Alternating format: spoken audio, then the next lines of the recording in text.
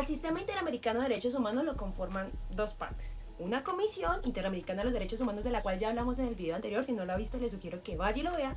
Y una Corte Interamericana de Derechos Humanos. Dicha corte está conformada por 7 jueces, los cuales tienen la función de ser como un coayudante, de ser como un complementario del derecho interno de los diferentes estados que conforman la Organización de los Estados Americanos. Es decir, que si una persona en cualquier estado de estos siente que está siendo vulnerado sus derechos, pues lo que hacen es iniciar un proceso dirigido pues a esta corte para que se verifiquen los hechos y la corte dé como una opinión al respecto de este hecho. Esa es su función. Sin embargo, las pretensiones de la Corte Interamericana de Derechos Humanos son otras, ya que busca ser como una cuarta instancia, es decir, pretende ser como una instancia superior a las Cortes Supremas de cada país.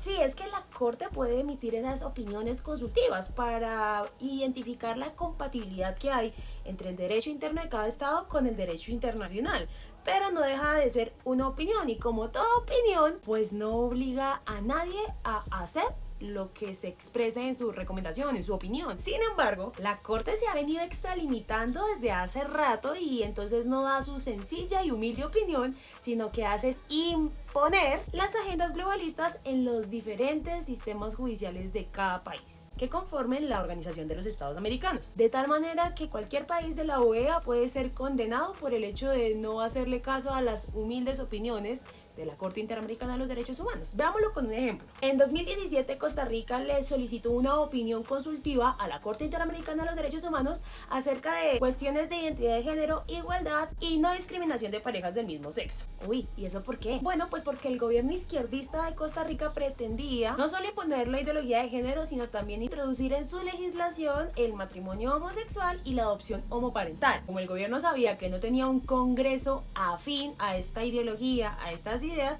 pues decidieron no desgastarse políticamente dando esta batalla en el Congreso. Y lo que hicieron fue por derecha decirle a la Corte Interamericana de los Derechos Humanos que por favor emitiera una opinión consultiva. En otras palabras, que hiciera el trabajo sucio. Claramente la Corte Interamericana ni corta ni perezosa puso manos a la obra y emitió su humilde opinión donde decía que todos los estados debían reconocer el derecho al matrimonio en aquellos casos donde la familia estaba conformada por parejas del mismo sexo. Y bueno, como se dice, la Corte puede decir hasta misa. Finalmente es simplemente una opinión consultiva.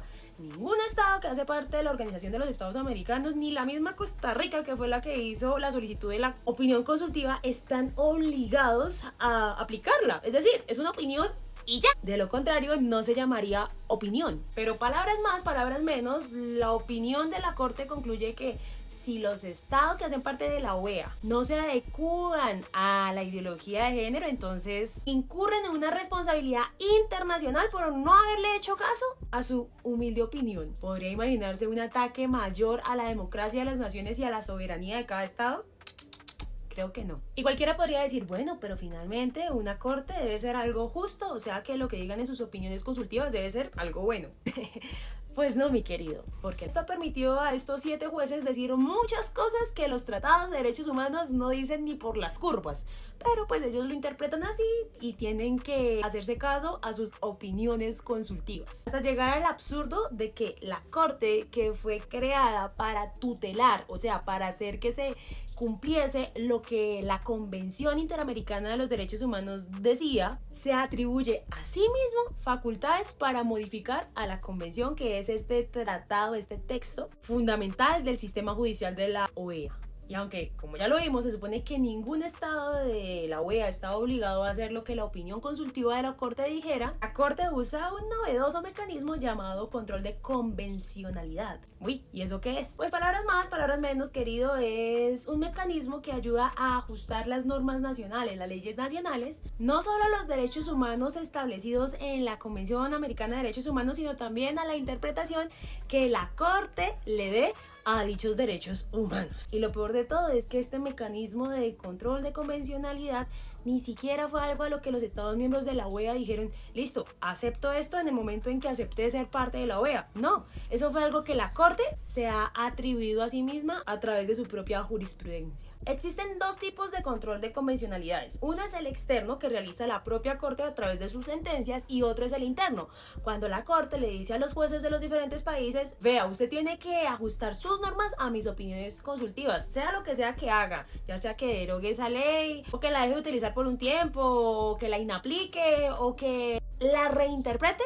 como sea, ajústela de manera que coincida con mi opinión. De esta manera, el principio de supremacía de la Constitución Nacional queda derogada, queda por allá en el olvido frente a la Corte. Y aquí la Corte ha sido supremamente pila, porque como vende todo como derechos humanos y que está en la defensa de los derechos humanos y derechos y derechos y derechos, pues cualquiera que esté en contra de lo que hace la Corte va a parecer que está en contra de los derechos humanos, cuando no es así. Pero la presión mediática e internacional ataca ferozmente. Lamentable. Bueno, eso es todo por hoy. Si Dios permite, nos vemos la próxima semana para continuar con la siguiente parte llamada el Comité de Derechos Humanos de Naciones Unidas y el MESEVIC, cuando matar a un inocente se transforma en derecho humano. Muchísimas gracias por haber llegado hasta aquí. Que Dios le bendiga. ¡Chao!